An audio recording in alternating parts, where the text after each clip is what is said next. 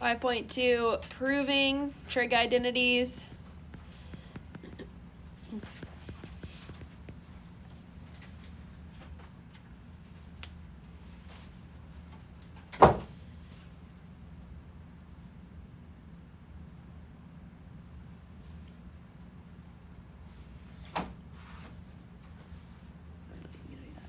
All right, tell whether or not f of x equals sine of x is an identity. So essentially, I'm just saying, is f of x equal to the sine of x?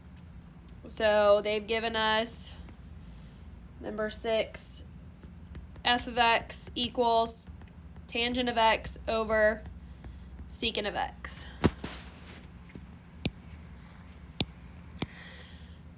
So when I have something like this, essentially these ones are kind of just like what we were doing in the last section, but then we'll move into some other proving ones. I'm looking to see how I can rewrite these things when I see something that's not just like sine or cosine. I want to probably first see if I can rewrite something as sine or cosine or like some form of that. So how can I rewrite tangent?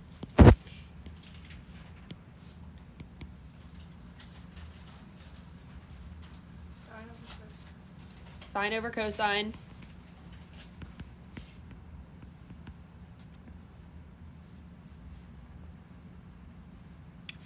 And then secant is what?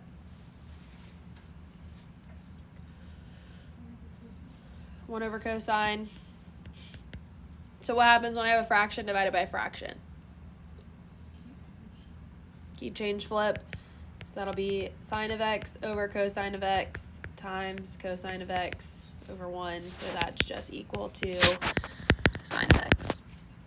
I did think of one other thing that we need to do before we take the quiz on Tuesday. Again, if we're not here, then on Monday, I'm going to give you your identities cheat sheet for you to fill out. So over the next few days, especially if we're not here, use the time on top of doing 5.3 and 5.4 to memorize those identities. Because if you write them down, I'll check them for you, but if you're missing something, I'm not just going to give it to you. So I'll fix whatever's wrong, but I'm not just going to give you stuff that you don't have. So, and it'll be like a sheet, and it'll say, like, write the, like, cofunction identities, or write the Pythagorean identities, or whatever. So, like, it'll have a spot to put them in. But we'll do that Monday and then review any questions and go from there. All right. 8, same instructions. F of x equals the cosine of x minus pi over 2.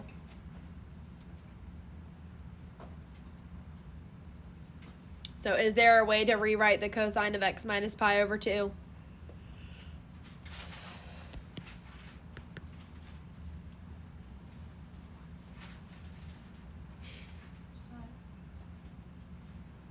It's just sine of x. So I guess technically it's asking me if it is, so I should put little check marks there. How about this one? F of x equals the sine of 2x over 2. Is there anything I can do with this one?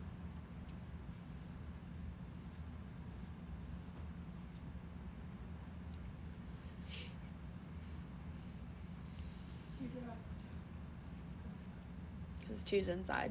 Can't divide it by. Right, so there's nothing I can do with this one. So this one is not equal to sine of x. So there's nothing else I can do with it. All right, proving the identity. So the big thing with these is that we can only change one side of the equation.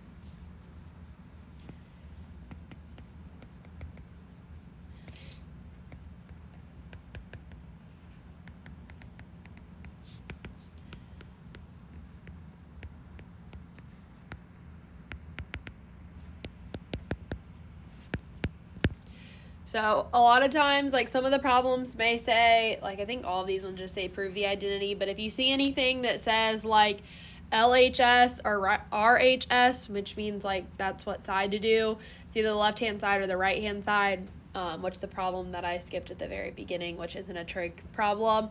It said to basically manipulate the left-hand side so that it looks like the right-hand side.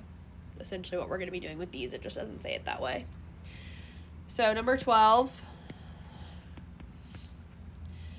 is the sine of x times the cotangent of x plus the cosine of x times the tangent of x is equal to the cosine of x plus sine squared of x. So you probably remember last year when we did this stuff, I took and I drew an arrow going down because I can't touch that side. If I draw an arrow there, I can right over top of it, but hopefully it will remind you not to write over top of it. So I want to see if there's anything that I can rewrite. So I see, obviously I've got a sine and a cosine. I've got cotangent and tangent. So I would say based on that, the first thing I would try to do is to rewrite this stuff in terms of sine and cosine. So I'm going to leave sine of x. And what is cotangent in terms of sine and cosine?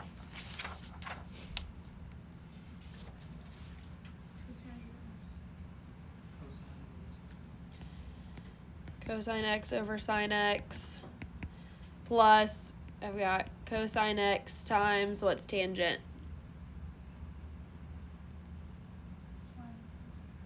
Sine over cosine. I don't know why I wrote it like that.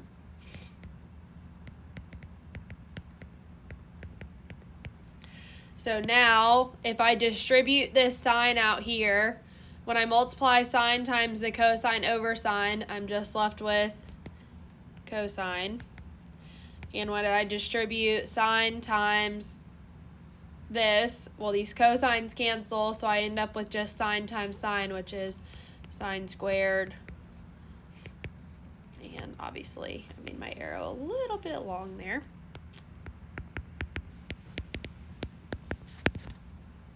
And so that one works out.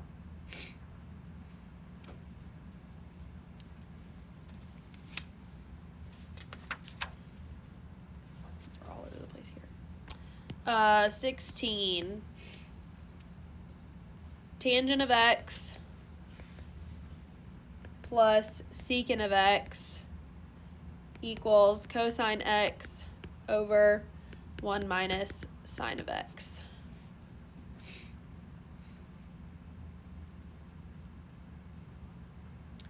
Any ideas on this one?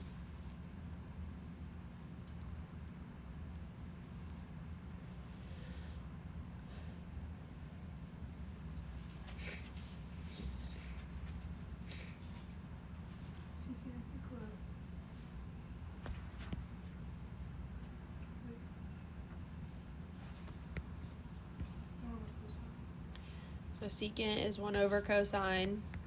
What about tangent? So these things have a common denominator. So I can combine this to become sine of x plus 1 over cosine of x, which if this was in the last section in 5.1, I could probably be done here, but it has to look like the right side. So I need to essentially figure out what can I do to make it look like that. So this one's kind of a weird one, but I know ultimately I want a 1 minus the sine of x, so I'm going to try to multiply top and bottom by 1 minus sine of x.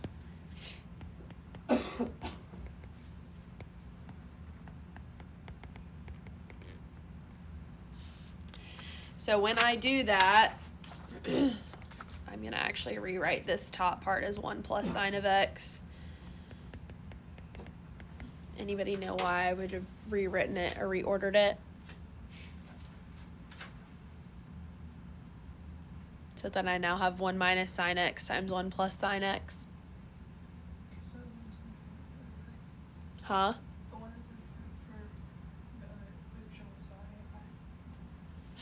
Well, yes, that is true. But what is this? What is the top if I multiply this?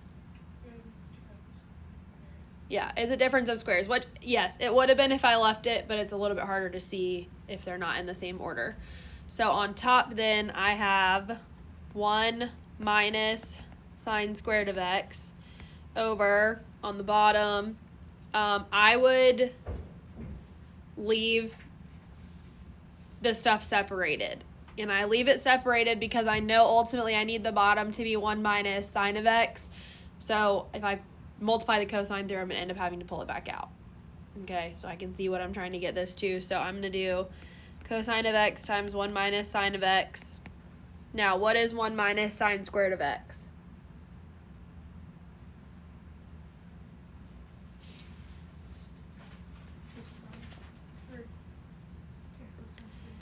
Yep, cosine squared of x over cosine x times 1 minus sine of x. Cosine here and cosine squared will cancel, so I'm left with cosine of x over 1 minus sine of x, which is exactly what they wanted it to look like. Now, the other thing I'm going to tell you is, which I know we talked about this last year, but there's sometimes multiple ways to get to the same answer.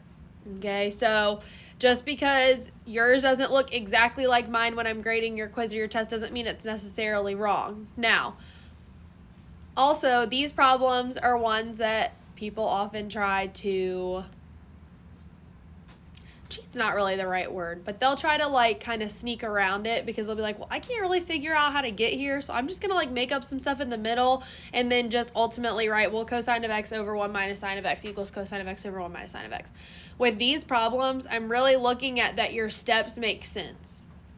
Okay? So if you like get to, let's say you got to here and you couldn't figure out what else to do and you just jump down to here, then you're not going to get full credit because you're missing a key step in the middle. Okay? So you don't necessarily have to have every little thing, but I need to be able to see how you got there because otherwise I'm going to think you didn't really know what you were doing and you just went to the answer because you know what it's supposed to look like. Does that make sense? Okay. I have all these problems all out of order, so I'm trying to do them in order, so I'm jumping back and forth. Okay, 22.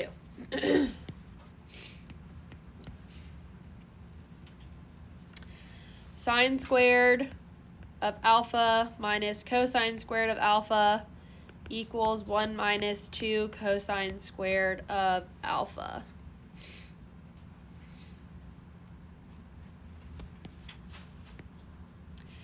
So any ideas on something I could do here?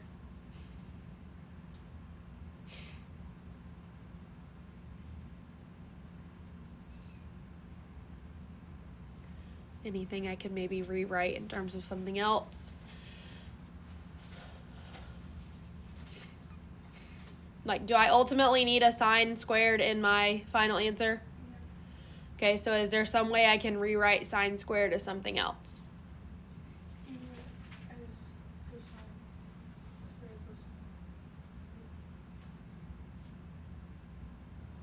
Close, but yeah, 1 minus cosine squared. So I can turn sine squared into 1 minus cosine squared of alpha minus a cosine squared of alpha. Then I can just combine like terms. So 1 minus 2 cosine squared alpha, which is what I was ultimately trying to get to.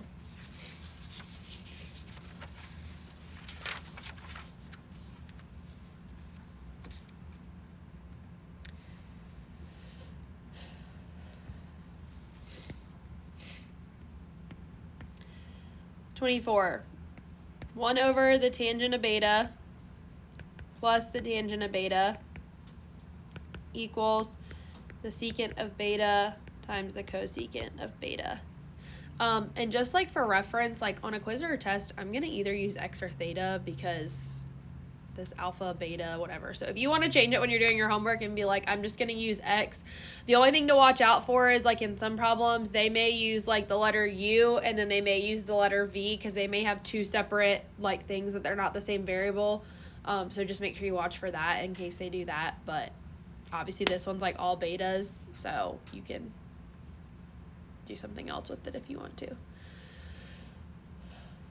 All right, any ideas on this one?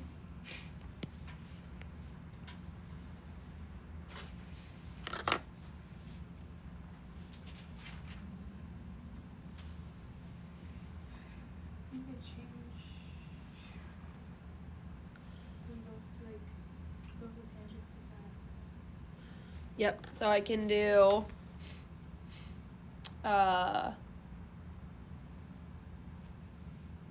this would be 1 over sine beta over cosine beta plus,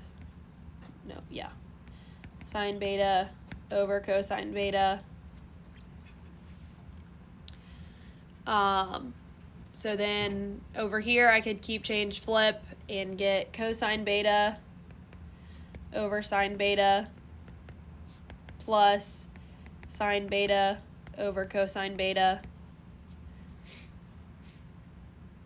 Now, the other thing that I could have done instead of writing it this way, just to show you that there's another option, instead I could have gone, like, instead of this step here, I could have said cotangent of beta plus tangent of beta, and then I could have gone to this step and I could have skipped this one. But both ways are totally fine. In my head, I was actually doing this the same way that you said. So, but just know that that's like another way you could go about it. You're going to get to the same final answer.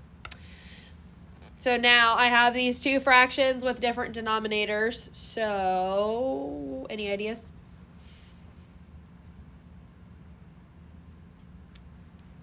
Is my final answer things being added together? Yeah. So I probably need to write these as one fraction, so how would I do that?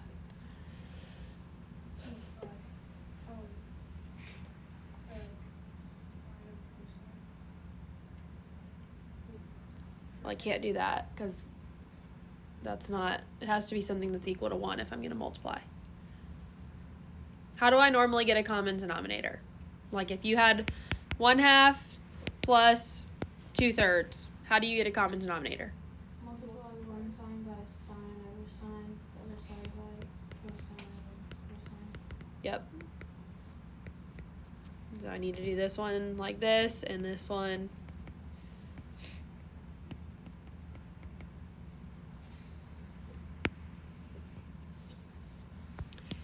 So then when I do that, I end up with on top cosine squared beta plus sine squared beta over sine beta cosine beta. What's cosine squared plus sine squared?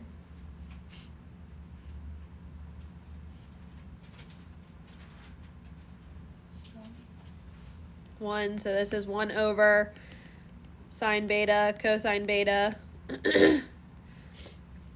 And then I need ultimately secant and cosecant. So 1 over cosine is what? Secant. And I'm doing them in the other order because I know that ultimately I need secant then cosecant. So, and then 1 over sine is cosecant.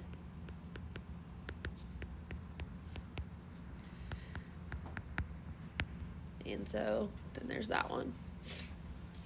Let me check and make sure I'm not missing any other ones that I don't need to, or that I need to do. Can I use the rest? Let's see, last year. Section says 5.2. That's not that section, it's this one.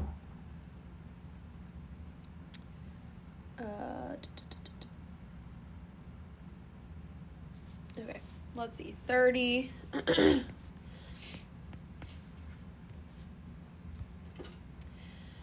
Tangent squared of theta minus sine squared of theta equals tangent squared of theta times sine squared of theta.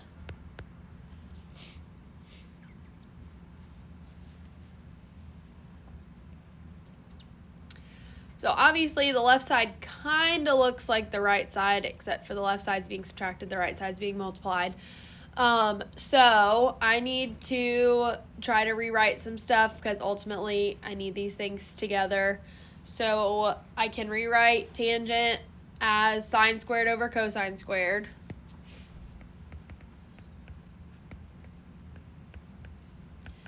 Oops. Minus sine squared theta.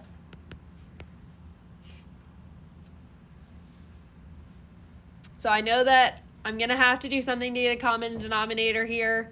so that I can make it look like this. So what would I need to multiply this by?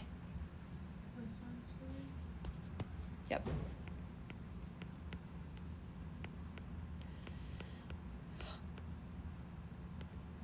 Trying to smush this in here. So then I've got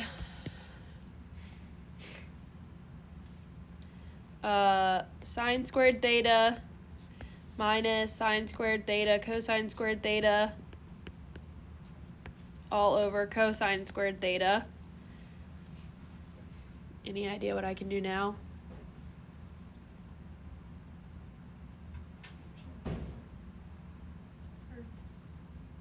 You can cosine squared.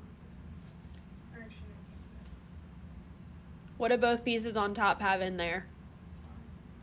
So I can factor out a sine. So sine squared theta times 1 minus cosine squared theta over cosine squared theta.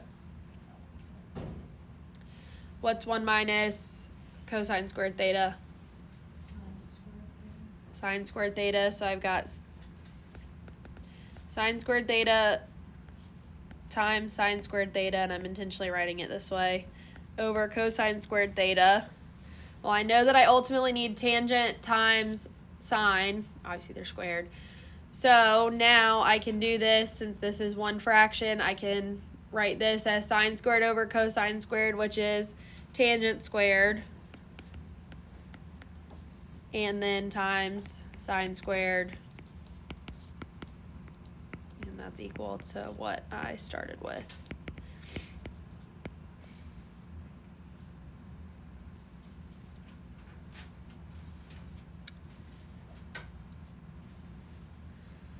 Let's see. All right, one more, and then that'll be it.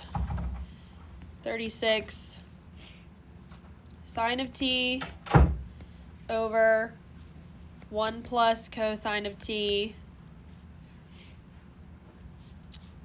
I would leave a little bit of space because I'm going to try to eliminate some writing for you. Plus 1 plus cosine t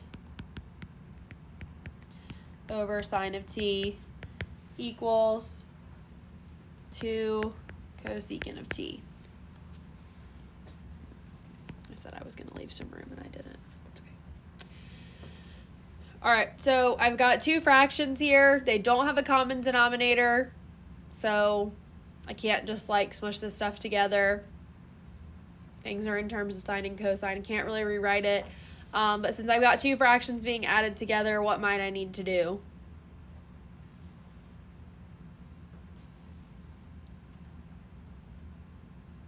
the same thing as earlier. Huh? The same thing as earlier. Which is what? When you multiply one side by sine of t over sine of t, and the other side by plus cosine of t. Yep. So I'm going to multiply this one by sine of t. And then kind of sort of left enough room here. 1 plus cosine t. Just mush it in there. And I'm just doing this to not have to write like the whole line again. So now I'm going to have one fraction. This down. So I've got, again, I'm going to still leave this stuff separate for now. So sine of t times 1 plus cosine of t. If I end up needing to multiply it later, I will. On top, I've got sine squared of t plus, so this is a perfect squared trinomial, so this is going to be 1 plus 2 cosine of t plus cosine squared of t.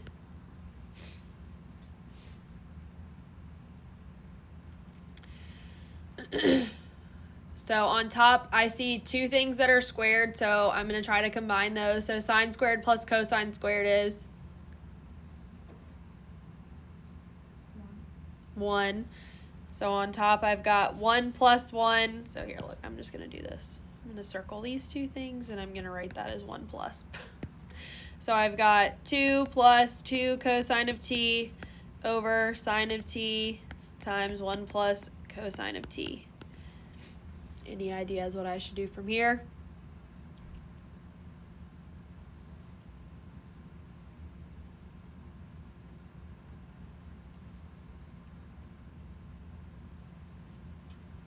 What do both pieces on top have in them? A 2, so I'm going to factor that out. So it's going to be 1 plus cosine of t over sine of t times 1 plus cosine of t. 1 plus cosine of t's will cancel. So what is 2 over the sine of t?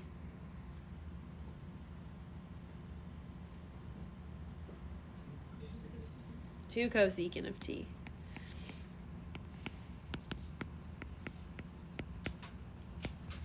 All right, any questions on this stuff?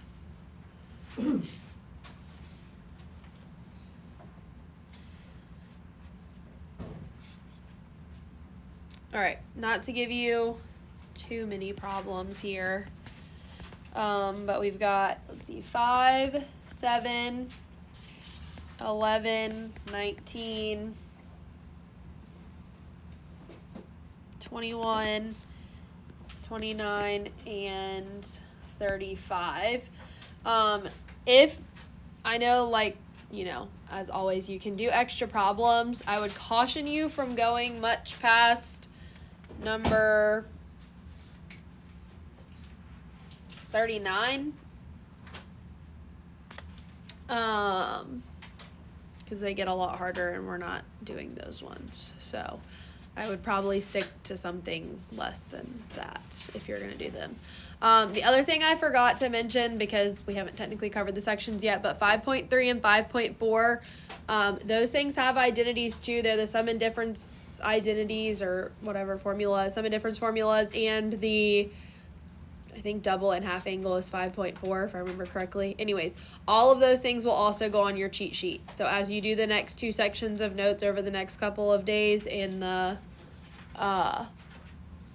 like homework, make sure you add those to your identity stuff that you're studying to put on your cheat sheet on Monday. If we're here tomorrow, then we'll be doing 5.3. So I probably won't post anything until I hear one way or the other, which I'm hoping before we leave school today we'll know for sure, but I can't guarantee anything.